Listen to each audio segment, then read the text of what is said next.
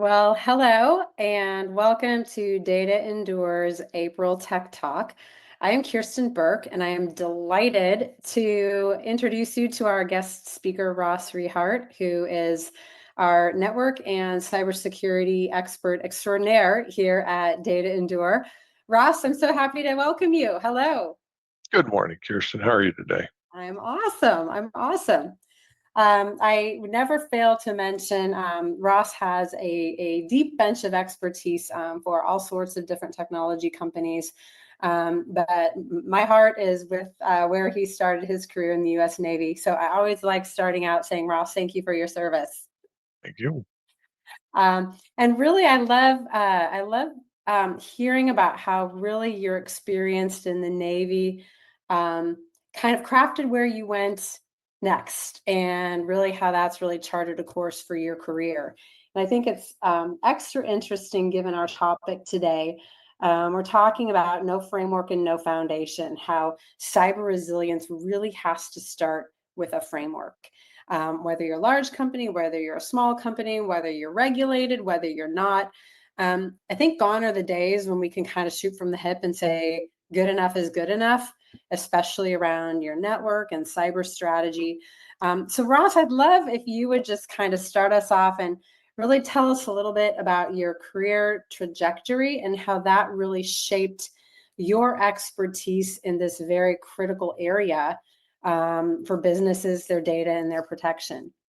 Sure. As you say, I was in the Navy for 14 years, um, and I spent a lot of that time as a satellite communications expert and a security officer, a radio security officer, satellite security officer for the East Pac fleet for quite a while. So, in satellite communications, especially when I was serving during Desert Storm and beyond, you got to be very careful about your cryptology and what it's doing and make sure that message is secure to make sure that battle plans don't get exposed. And that really translates to today. I mean, there's not much difference between the bad guys in a war trying to crack your code than there is today with the bad guys trying to crack your enterprise, be it with ransomware or phishing or leaking critical secrets or getting personal information on your employees. All of that matters, every bit of it. And when we're talking about frameworks, there's 100 of them out there, right? There's the main hitters: CSF, ISO 27001, SOC 2, PCI. Those are the main hitters in there. There's also GDPR and a host of others that are out there. But what do these do for us is the big question here. And for me, what these do is they provide order to chaos. I was reading an article this morning that says that most enterprises average 43 security tools, and the bigger ones have 100 security tools. Think about that. The average IT department is roughly 10% of the size of the organization. So if you have 1,000 employees, you might have 100 IT, sometimes less, let alone a dedicated security department. Large enterprises can afford that. They absolutely have to have that. When you're thinking about, Fortune 500 companies or Fortune 50 companies, regulations demand that they have outfit just for security. On the other hand, when you're looking at the smaller to mid-sized enterprises, you're talking up to 1,000 people, say, on your staff. When you're talking about that, cybersecurity also gets lumped in with IT. So now these guys that already had 100 jobs have 100 more jobs to do with 100 more tools to do it. And it becomes overwhelming. But what these frameworks do is kind of bring order to that chaos. What should I pay attention to and in what order? And how do I control these? It's not about what tools you have necessarily. It's how you control those tools, how they control what you do in your enterprise, and how you interpret what you're seeing on those screens. So let's talk about ISO 27001. We just went through our research on that. So that's fresh in my brain. But that goes through an entire ISMS, Information Security Management System. And that is not a piece of software. It's not a collection of anything. It's simply a system that says, you should look at these controls, your people controls, your technological controls, your physical controls. Look at those controls, and this is the way that you should implement them for the best overall security. It's a framework, so it's not a you must do this, period, right? It's just something to build on, if you will. But at the same time, it says, okay, I have to think about my people controls. What are those? People controls are, number one, helping your people be secure in their PII that we all keep, right? The HR department has that on all of us. They have our social security numbers, our addresses, our zip codes, all of that stuff, right? So how do I keep control on that? How do I keep control on information on these people, what they do for a living, what their job titles are? Think back a couple of years ago when the casinos got hit, MGM and Caesars, right? The hackers found a way in by looking at the social profiles of the people and said, oh, Ross over there, I know his name now and I know what he does. So I'm going to call the help desk and say, Ross, this is Ross and I'm the security architect and I need my password reset, blah, blah, blah, right? And that's how they got in. So all the information matters and how you control it matters. And what that framework does, what any of them do, quite frankly, is they give you a measure of saying, I need to look at how I do things. What are my processes? What are my procedures? What are my policies? Is management bought into it? Or does my team know where to look? Where are these even posted? I guarantee you, with 43 or more tools, half of your team doesn't even know how to get to those tools, let alone use them or read them and interpret them, right? Look, your security policy. Raise your hand if anybody in the company knows where to find their security policy. I guarantee you 99% of employees are going to go, I have no idea. What do I do with that? So all of this stuff matters, and that's what controls allow you to do, is they allow you to bring order to the chaos. I love that idea, and I can only imagine, um, you kind of separated the Fortune organizations with some of those that are growing and may someday be Fortune organizations, or maybe they're happy to be where they are, kind of in that SMB, middle of the pack. But here are organizations that have probably grown organically or maybe through merger acquisition. So you've got a lot of things that are inherited, or that we did this, we continue to do this, and we just continue to do it because we do. So just lots of maybe some technology debt, maybe some new things piled on, but you've got a lot going on that, to your point, is chaotic. Maybe people don't know. If you're in that zone where maybe you've been around for 5 years, 10 years, and you haven't thought about controls, how it would almost seem to be overwhelming to think about, well, how would I even put a fence around any of this? How would I get started? How would I pick the control that's right for me? When you speak to organizations that are maybe um, early on in that process, what do you advise them to do? Well, the first thing I advise them to do is look at their business and their business requirement. And why do I say that? Because the business dictates what you need to do and what you should do versus what you really can ignore, right? Take ISO. ISO is a huge organization. It's got everything ISO 9000, 27000, 27004, whatever. They've got 1,000 standards, right? They cover everything from manufacturing and farming to cybersecurity and everything in between, right? So you got to look at your business and you got to say, is this necessary for my business? And a lot of businesses will come out and they'll say, well, I take credit cards and I do finance. PCI is mandatory, right? Great, awesome. Let's start there. If you have nothing and you want to build the foundation from the bottom up, I'd say start with NIST CSF. NIST CSF, again, is a framework. It was recently updated last January, I think, that provides organizations with a good, simplistic set of controls that they can look at and they can say, okay, let me build around this. But they have to have something to build with. So think about building a house. You have a set of plans, right? These are your architecture documents that say, okay, I want to build a house that has 4 walls and 2 stories and blah, blah, blah, blah, whatever it is, right? That's what CSF is. But the materials to build it with begin with your executive team first. Have to have that buy-in because the executive team controls money. They control policy in the company. They control how it is interpreted down to the company. Think about your average, small company. You have at least the owner and president, and he or she has a number one guy, and then there's managers at any level. This is a very small company we're talking about, right? But it's up to those people in those tiers to be able to go down to the staff and say, this is the cohesive message coming from that top. So that's the second element. The third is a security policy. What is your policy?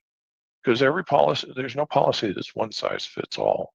If you, again, think about your business segment, if you're farming or if you're a grocery store or if you're a bank, those are entirely different subsets of policies that you need to say, here's what we're going to do. Well, CSF is a good starting point to say, okay, I should have document control. Document control is often the most ignored thing in an enterprise, but also often the thing that you want first and foremost. Because without document control, you end up with 43 or 100 tools that nobody knows what they're doing, honestly, let alone somebody says, I want to write it this way. And then when I come into a new employee, I'm going to hire a new person to come in and lead my SOC or lead my IT team. Well, that was great that my predecessor wanted to do it this way. I want to do it this way now. And now I have 2 sets of documents because the predecessor didn't leave him an index or a document control, right?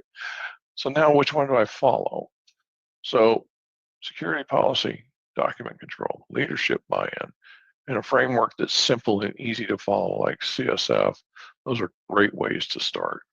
And then you can build a building with that and a foundation that's solid. Mm-hmm.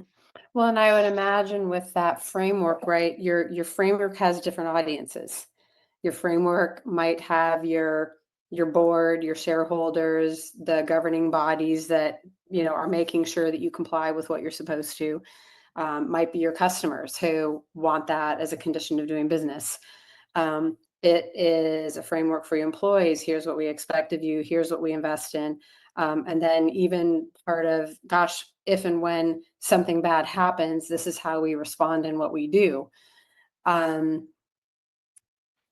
When you're talking to an organization about this, how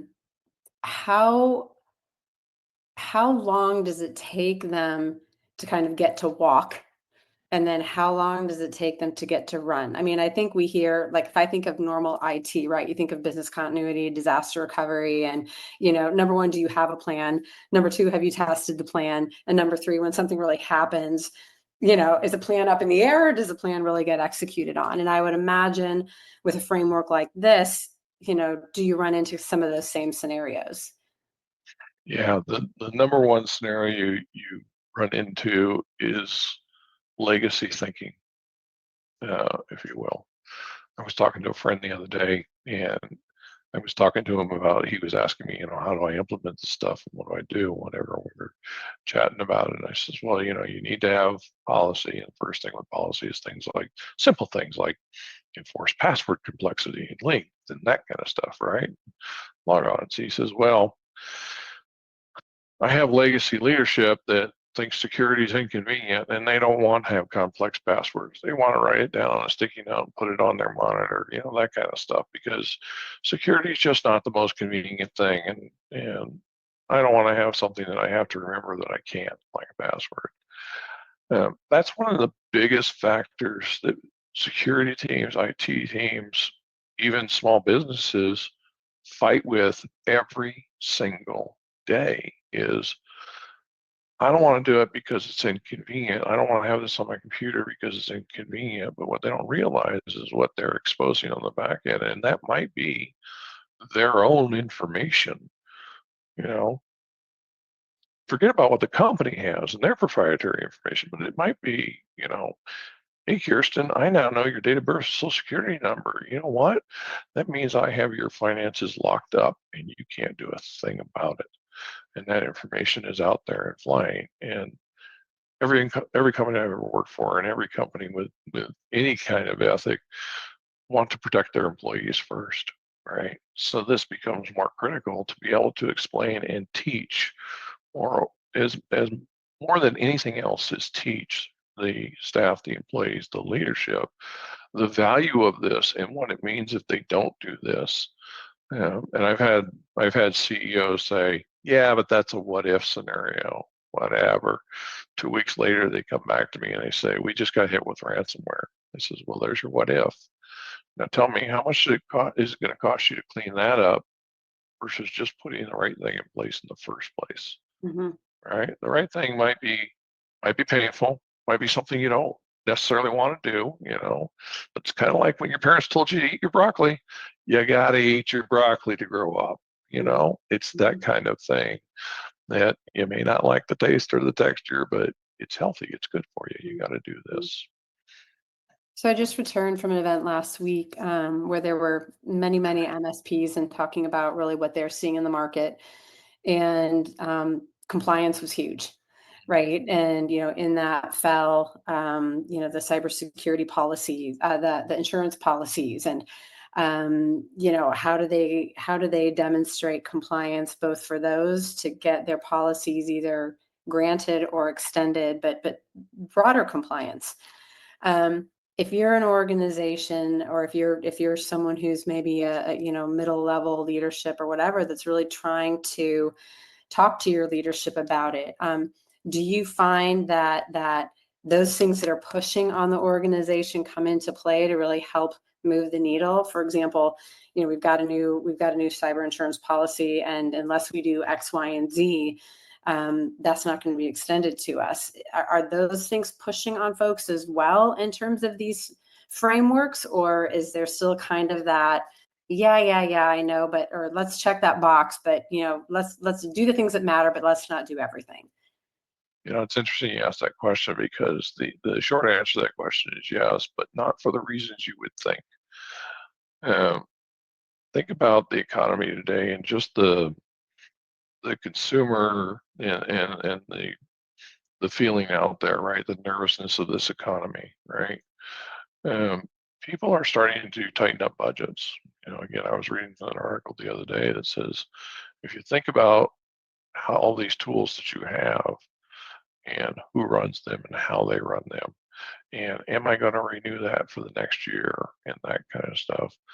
A lot of companies that we see and that I talk to, amongst my colleagues in the industry, are saying, I'm not sure I need all that now. I'm going to pull that back, Mm. right? So when a company has to have something like PCI or SOC 2, when they have to have that compliance to do business, they're saying, or because, like in a banking industry, right, the auditors demand it. The insurance companies demand it. You either have this or we're not insuring you. Mm-hmm. You either have this or you're not going to be a bank anymore, whatever it is, right? It's not so much now that the mandate is pushing them as much as the finance is pushing them as well, right? It's the cost of doing these things becomes a cost benefit analysis, or it comes down to what happens if I don't. Let's say I'm going to forego $5 million of insurance for 1 million because I don't want to get certified, and then something happens, then that costs you 4 million, right? You go, let's think about this, right? When you come to the leadership of the company, be it the board of directors or the C-suite or any of those people in that line, rightfully they're thinking about how do we make this business profitable and how do we grow this business. That is absolutely the right thing to think. But often they don't think about what they should skimp on and what they shouldn't skimp on to make that a reality, right? And cybersecurity, well, it's come to the forefront, I'd say, in the last 3 years. It's really come to the forefront. And now with AI, even more so, because a lot of people in their businesses don't even have an AI policy. And employees are uploading proprietary IP information into this AI and saying, help me write this, and here's an example, and help me write that, and here's an example. And you got to think, where is all that information going? How is that secure? You depend on OpenAI or ChatGPT or Microsoft or whoever's, latest flavor is. Oh, they're going to have security on the background. Really? Are you going to leave that to chance? Right? So you got to think about, when you're talking about implementing these things and the urgency to implement these things. Again, when I talked about business requirements, it's exactly what you're asking. Is there a requirement for me to do it, number one? And if there is, again, handling credit cards, whatever it is, if there is, in fact, a requirement to do it, then let's do it right the first time. Let's not skimp out on it. I often tell my friends, if you're going to spend money on tools, if you're going to spend money on staff or whatever, make sure you're spending the right money in the right place, and you're getting the best in breed of what you're trying to get. Because I've often found, I'm a woodworker, so when I buy cheap tools, they perform like cheap tools. When I buy very expensive tools, they perform like very expensive tools. But what do I need? I need something in the middle. I don't need, the top end, whatever it is to plane a board. I can do that with my hands. It's easy, it's simple, and it's cheap to do it that way, right? And it works. So I don't need to spend way up here. I certainly don't want to spend way down below, right? Because you're going to get what you pay for. But you can find out, does this, think about things like, let's just say Microsoft Defender versus SentinelOne, right? Do they do the job that I need them to do? And do I need to have SentinelOne Super Deluxe package or down here? Do I have to have Defender just in my Azure environment, or do I have to have more, right? Again, it depends. And you can think about, you can always grow into what you need. You don't have to buy the Mercedes Benz at the top. Buy that as you need to and as you can. But start somewhere. Well, and I think I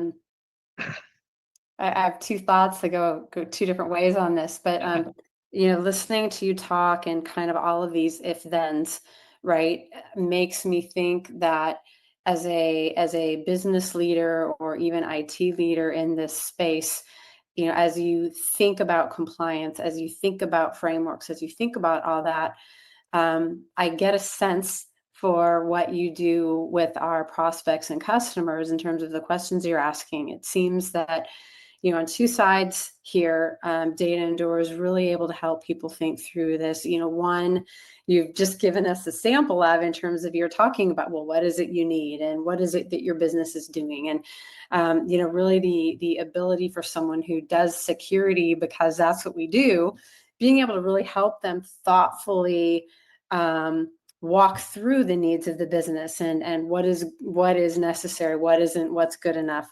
Can you talk a little bit even about the evaluation you help them do from an economic roadmap? What have you spent?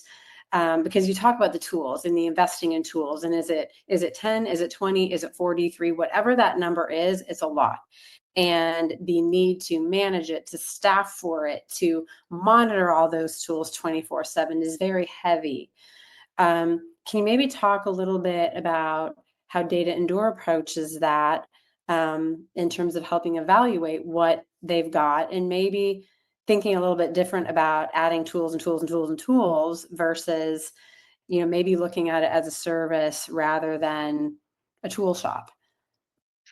Well, I would say, as a general statement, for businesses that are not in that, Fortune 500, Fortune 50, 10,000 employees, 5,000 employees up, right? For enterprises that are smaller than that, that are smaller than 5,000 employees, I would say would be the line. Talk about 250, 500 employees to 5,000 employees, which is a wide range. When we talk to them, I specifically talk to them about what is their business today and what do they want it to be? What's their M&A thoughts, right? Are they building a business to be bought, right? A lot of companies do that, right? I'm going to build this business for 5 years and sell it off. You got to think about the long-term planning. Most people think, oh my God, this is happening today, be it in the industry or to them, right? Whatever's happening today. I have this rock in my shoe, so I have to get that rock out of my shoe. And they don't think about the ripple effect that happens, right? When you throw that rock in the pond, it goes like this. And, one of those waves is a year and a half later. You go, wait a minute, because I did this a year and a half ago, now I can't do these 10 things that I have to do without ripping that out and starting over. So when you talk about that, what Data Endure does is we talk to the companies about their long-term planning, about their short-term needs, about where they're going with it, what they have today. We're not trying to force them into any tool. It's tool agnostic for us. We don't really have a skin in that game necessarily, but what we want to do is help enterprises grow. We want to help them grow securely, safely, in the right way. And what do I mean by the right way? The right way is doing it, going back to the controls, taking something that is a solid, blueprint plan, and I'm going to build on that blueprint. And I'm going to make sure that that blueprint is ready to hold my 10-story building, even though I'm building the first floor today, or the second or the fifth. I want to get up to 10 floors, but my foundation has to be able to do that. And a lot of leaders today are either reacting to industry trends, reacting to things like Gartner or Forrester or whatever it is, right?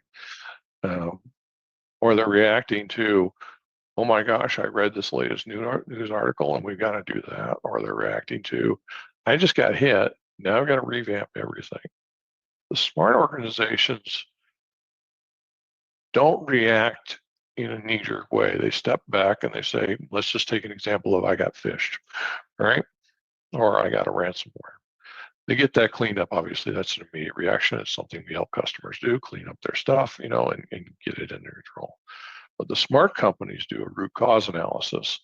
They step back and they say, how did this happen? What are the 15 things that led to it? Let's assess what I have. Let me go out, look and see if all my network is actually properly secured. Let's look and see if my Android devices are actually, if they have controls on the endpoint devices. Let's look at how I access my network. VPN or ZTNA or whatever, is that secure? And how do I do that? And by looking at that whole picture and stepping back and saying, this happened, here's where the hole was, here's what I had to fix, here's where now my holes are. What we do is we help them look at all that and say, okay, let's take them one at a time. Let's go from critical to the least critical and start fixing these holes one at a time in a very methodical, straight down the line way that helps them address their most critical security holes first, and then make sure by the time we get to the bottom that not only are those holes patched, but they can't come back now because we've done it all the right way. Instead of saying, oh my God, now I have to just do this immediately and I'm done, right? Because I've walked into many of enterprises, and my background is as a network engineer, and I've walked into many of enterprises that say, I don't know what's going on in my network. Well, that's because either through M&As or different people coming in and out, IT directors, CIOs, CIS, whatever, right? They've added all these things in knee-jerk ways, and it becomes, that, for lack of a better way to put it, it goes, that messy desk where you start cleaning it off one day and you're going, oh, that's where that was. I forgot that even existed. Oh, really? I did that? And you're pulling these piles off the heap, right? To figure that out. But if you do it in a controlled way, like we teach and like we help customers do, one by one in a very methodical way, assess first, then plan, then do, then operate, right? You do it in that very controlled way. Now all of a sudden, I don't have a messy desk. I have a very organized desk, and I know exactly where everything is because I've documented everything in one way. Remember, we talked about documenting, document control. That's what I've done now. And all of those frameworks will harp on that, document and document control. Mm-hmm. Because if you don't have that, you're going to be lost again in a year. Right. Well, and I think what's so interesting is I will listen to some of this and think, oh my gosh, this must take forever, right? I mean, this is a big project, but I'm always amazed at the speed with which this is able to be done. It isn't a multi-year project. It isn't, I mean, there's such a defined process to kind of meet people where they are, understand kind of their inputs, their objectives, and then really be able to map, what they've got today with what their goals are. And if continuing to buy tools is your jam, then we help that happen. If really reducing that burden and maybe consuming it as service is more what helps that growth objective, right? To really be able to kind of stabilize that spend and not have to hire the people, we can help them go on that path too. But it really can be, I think the dependencies really are on the organization rather than us in terms of prioritizing the information and the data and really getting that through. But this is really something that we can do fairly quickly for an organization, and then depending on the decisions you make, tools, service, or both, can be implemented relatively quickly to really get that security maturity where it needs to be for that organization to feel confident in being able to both proactively defend themselves as well as very quickly and effectively be able to respond and restore should they need to. Yeah, you bring up some interesting points there. When we come in to help a customer, it's often because something happened right there. You got a big rock in their shoe and it's hurting their foot. Something happened and we come in and we help them, and we start talking about this very measured approach, and there's often a little panic about that. There's often a little uncertainty about that. But like you said, we can do this quite quickly. We can go in there because we have our methodologies, we have the way of going in there and looking at things and adapting to whatever the business needs and what the business vertical is, quite frankly, and going in there and saying, here's where we need to start. Here's how we go through it quite quickly. And often we find as a company that the thing that slows us down is not us, but it's them, because they're not prepared to go that, at that speed, even though they say they want to. When we start pointing things out, they go, I'm not really ready for it yet. And so we have to help them get to the stage where they are ready to go, and then they can go very quickly. Mm-hmm. You say it's not a forever process, and that's true. It's not, with one exception. Security is never ever done. It's not. Mm-hmm. Indeed. Anybody who says they solved the security problem, boy, they ought to write a book because they're going to make $1 million. It's never done. It's an ongoing process, right? Fixing the rock in the shoe, fixing the holes, fixing the things that you need to fix. Truth, very quickly can be done. Very easily can be done, as long as you do it in a methodical way, right? And again, using guidance like the frameworks that we talked about at the beginning. But it is an ongoing process, and I do see that mistake being made a lot in the industry, is that people say, okay, we had this, we did all this to fix it, now we're good to go. And they don't realize it requires upkeep, like Mm-hmm. your lawn, like your car, like your house. Upkeep is required, and attention is still needed to be paid to that, even after the fact. So it is ongoing in that sense. But the projects that we do to help clients to get to that point are very, very quick. And again, it's methodologies that we've gray hair. I've learned a lot over the years doing this stuff. Mhm. I ran data centers for a major ISP. I've ran small companies, IT, everything in between, satellite networks for the Navy. And I can tell you that not only do they all have something in common, right? But those common things are often the things that people don't think about, right? In terms of, you say, oh, well, password security, that's an obvious thing, right? And then they don't set their security policy to change passwords at least every 6 months, right? And they go, oh, well, it used to be, the standard was let's change it every 30 days and everything else. We found out that really wasn't, a necessary thing. Complex password is way more effective than a short-term password, right? Uh, so, that's a good example of the industry adopting and Mhm. adapting to what's happening out there, right? If I have a 6-digit password, that can be hacked in, let's just say, arbitrarily 2 years' time, right? If I have a 12-digit password, that becomes 2,000 years all of a sudden, right? Those numbers are coming down with the advent of quantum computing and Mhm. AI, Mhm. obviously. That's why we're trying to get rid of passwords Right. altogether. But as an example, these are things that we learn along the way that we Right. know can help us today, right now, but also illustrates my point of having to think about that into the future and what we're going to Right. do Right. Well, and I think, one thing that Data Endure is able to offer prospects, customers, organizations is really, as you're evaluating the business and your goals and your team and where you want to put your money, for organizations that really have that IT staff, want hands-on, want to continue all those things, we absolutely have, we all have a path for that. But, we're seeing more and more organizations say, this is a really heavy lift, and all of those things that we have to think about to stay ahead, all of the things we have to continue to go back in and sanity check or reconfigure or whatever. We've developed a cybersecurity platform and portfolio for those organizations who really say, hey, I'd rather have, call it a SWAT team, doing that on my behalf. So I know I can't remember those things. I know that I can't keep up with testing for vulnerabilities. I know that I can't keep up with all of these things that I really ought to.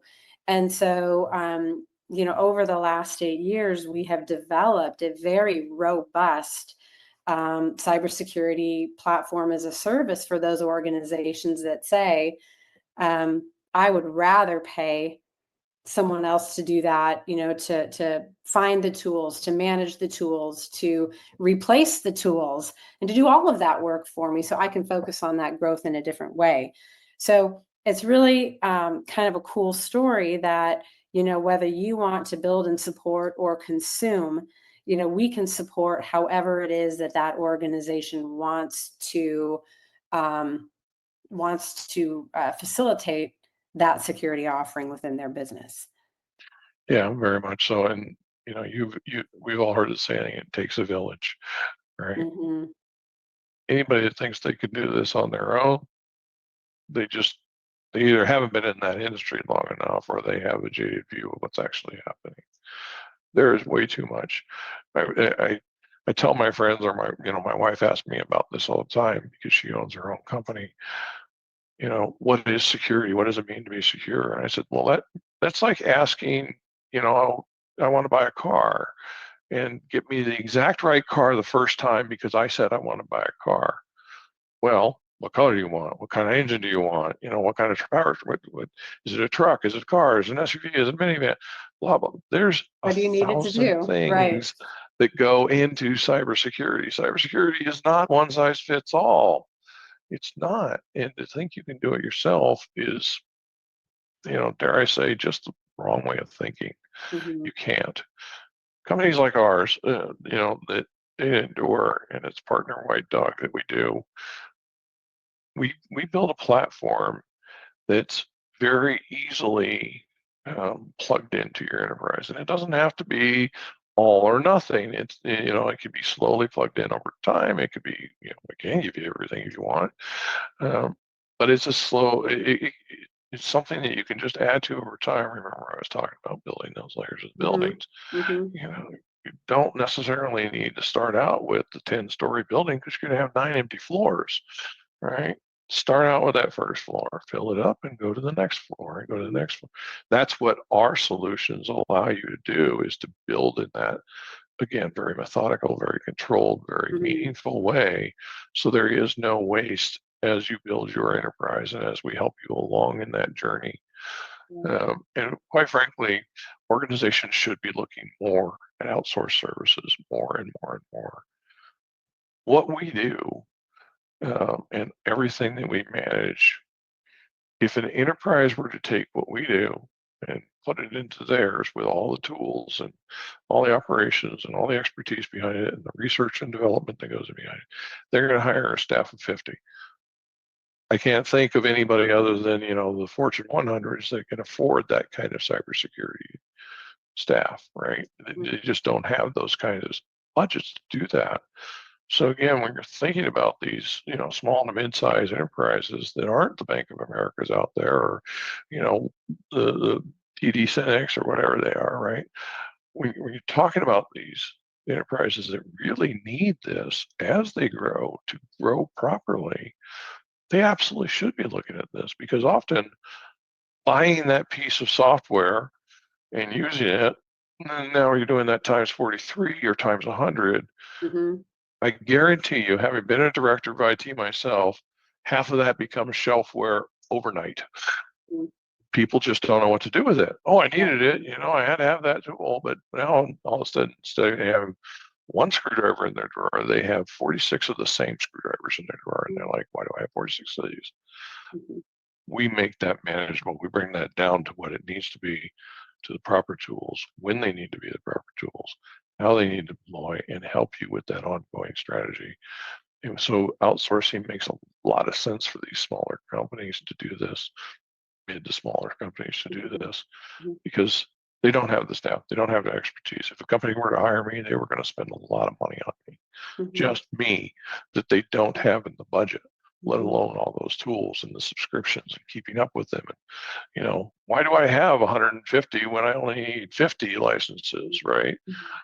Because I was buying for growth, but Right. okay, you built 3 stories instead of 1. Yeah.